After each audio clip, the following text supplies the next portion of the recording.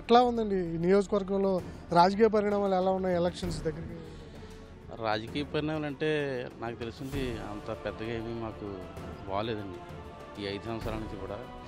గత 5 సంవత్సరాల నుంచి జగన్మోహన్ రెడ్డి గారు సీఎం అయిన కాడి నుంచి ఫస్ట్ ఆయన ప్రజావేదిక కూల్చేయడం దగ్గర నుంచి మొదలెడితే మేము చిన్న తరహాగా రియల్ ఎస్టేట్ వ్యాపారం చేస్తుంటామండి. అంటే పెద్ద పెద్ద వెంచర్లు ఏం కానీ ఎవరైనా వేసిన వెంచర్లో ఒక 2 సైట్లు తీసుకుని ఒక సైట్ తీసుకుంది ఏదో 10,000 5,000 వస్తే వాటితో మేము కుటుంబాన్ని పోషించుకునేలాగా చేసుకునేవాళ్ళండి. కానీ ఆయన ఎక్కిన తర్వాత ఒక 2 సంవత్సరాలకు ఫస్ట్ జీపీ అనేది ఉండేదండి. ఇంకెంత మీద సైట్ ఉంటే అది ఒకవేళ ఏ కారణం చెప్పనైనా అమ్ముడకపోతే మా పేరుని రిజిస్టర్ చేసుకుని జీపీ మళ్ళీ దాన్ని సేల్కి పెట్టుకునేవాళ్ళం. ఆ జీపీ అనేది తీసారండి. జీపీ లాంటివి తీసారు.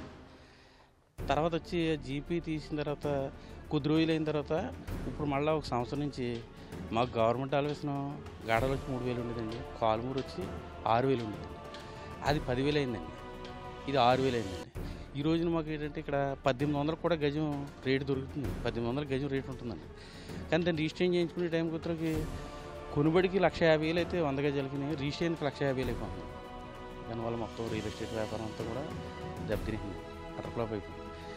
ఇప్పుడు ఏం చేయాలో పరిస్థితి, పిల్లల్ని మనం పోషించుకోవడానికి, కుటుంబాన్ని పోషించుకోవడానికి నా మటుకు నేను ఈ వ్యాపారం ఏదైనా ఉంటే చేయలేదని చెప్పేసి చిన్న ఆటో కొనుక్కోండి ఆ స్కూల్కే మా పిల్లలు వెళ్ళి స్కూల్కి 10 మంది పిల్లల్ని పోగొట్టుకుంది ఇవాళ స్కూల్కి ఆ పిల్లల్ని తిప్పుకునే పరిస్థితిగా తయారైంది. నాకైతే నచ్చలేదండి. కానీ పోయినసారి మేము రాజా గారికి, మా ఇంట్లో 4 ఓట్లు ఉంటే రాజా గారికి 2 ఓట్లు వేసామండి. మన పెందుతు వెంకటేష్ గారికి టీడీపీ తరఫున 2 ఓట్లు వేసామండి. కానీ ఈసారి మాకైతే ఇష్టం లేదండి. ఎలా ఉంటుంది అనుకుంటున్నారు? టీడీపీ, జనసేన, బీజేపీ అభ్యర్థి నుంచి బత్తుల బలరాం గారు వస్తున్నారు. వైసీపీ నుంచి మళ్ళీ జక్కంపూడి రాజా గారు వస్తారు. బలాబలాలు ఎలా ఉంటాయి? ఈసారి బలరామ కృష్ణ గారికి బాగుంటుంది అనుకుంటున్నాను. 100%. ఎందుకని? ఎందుకు బాగుంటుంది? ఆయన గురించి అయితే ఎక్కడ చూసినా కానీ కొంచెం బాగా చేస్తాడు. చిన్న తరహా నుంచి వచ్చిన వ్యక్తి, అందరిలోనూ కూడా కొంచెం అతను అభినందన పొందాడండి. ఏదైనా కొంచెం మంచిగా చెడ్డైనా ఆపుతానే కానీ ఏదైనా కష్టకాలంలో కొంచెం తోడుగా ఉండడం అన్నట్లు కూడా అతను అంతా 2 సంవత్సరాల నుంచి ఈ ఫీల్డ్లోకి బాగా వచ్చింది. వచ్చిన కాడి నుంచి కూడా ప్రతిదానికి చిన్న విషయానికి పెద్ద విషయానికి కానీ నేను ఉన్నానని వస్తున్నాను. జక్కంపూడి రాజా గారు కూడా నేను కూడా డెవలప్మెంట్ చేశాను, మళ్ళీ నన్నే ప్రజలు గెలిపిస్తారంటున్నారు. అది ఏంటంటే అండి, ఒక వర్గానికి కట్టుబడి చేస్తున్నట్టుగా ఉన్నదండి. నాకు ప్రజెంట్ ఇప్పుడు జగన్మోహన్ రెడ్డి గారు మీకు మంచి జరిగిందంటేనే ఓటేయండి, లేదంటే మానేసేయండి అంటున్నారండి. నాకు కరెంటు బిల్లు 600 లేదంటే 500 వచ్చిందండి.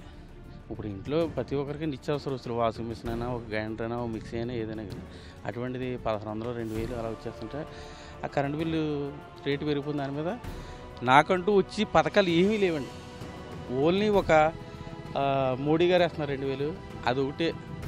దానికి తోడు ఈయన ఆ 2,000 జాతకి ఇంకో కొద్దిగా కలిపేస్తున్నారు కదా, ఆ డబ్బులు అంతే తప్ప అమ్మఒడి ఫస్ట్ సంవత్సరం వచ్చిందండి, 2 సంవత్సరం వచ్చిందండి, 3 సంవత్సరం కానీ కరెంట్ బిల్లు లెక్క పెట్టిన వల్ల ఇంకేది అమ్మఒడి కానీ, మా మిస్సెస్ డోక్రా లేదండి, డోక్రా కానీ మిగతా ఇంకేమి మనకంటూ. కానీ ఇంక మనం ఎప్పుడు కూడా ఇంక దాని గురించి ఏమీ ఆశించలేదు. మనం ఏదో మన కష్టం నమ్ముకుని మనం బతకడం తప్ప కానీ దాని మీద నాకు ఎంతో అంతగా కరెక్ట్ అనిపించలేదు. ఎవరు గెలుస్తారు అనుకుంటున్నారు ఇద్దరు? ఈసారైతే మనకి ఇక్కడ బలరామకృష్ణ గారు నగ్గుతారు అనుకుంటున్నాను. లాస్ట్ టైం 32,000 పైగా మెజార్టీ జక్కంపూడి రాజా గారికి వచ్చింది. మరి అంత మెజార్టీ వచ్చిన అభ్యర్థిని ఈ జనసేన, టీడీపీ, బీజేపీ అభ్యర్థి ఎలా క్రాస్ చేస్తారంట?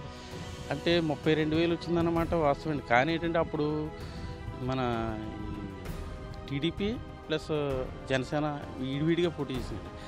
టీడీపీ విడివిడిగా జనసేన పోటీ చేయడం వల్ల టీడీపీకి వచ్చి అంత ఏమీ లేదన్న టైంలో 58,000 ఓటింగ్ పడింది. జనసేనకు వచ్చి 21,000 పడింది. అంటే మ్యాక్సిమం 80,000 ఓటింగ్ పడింది. జస్ట్ మేము ఇప్పుడు అనుకునేది ఏంటంటే ఒక 10,000 మంది మారరా, ఒక 10,000 మంది మారినా కానీ మెజార్టీ వదిలేండి, ఒక 10,000 మంది మారినా కానీ ఈయన విన్ అవుతాడన్నమాట. ఏమీ లేని టైంలోనే అంత మ్యాజిక్ పేరు వచ్చింది. 58,000 టీడీపీకి, 21,000 జనసేనకి, మ్యాక్సిమం 80,000 చిల్లర వచ్చింది. 80,000 చిల్లర అంటే ఇంకొక 15,000 మారిందంటే 15,000 మారుతుందని కూడా అనుకుంటున్నాం. మారుతుంది కూడా గ్యారంటీగా. అదే.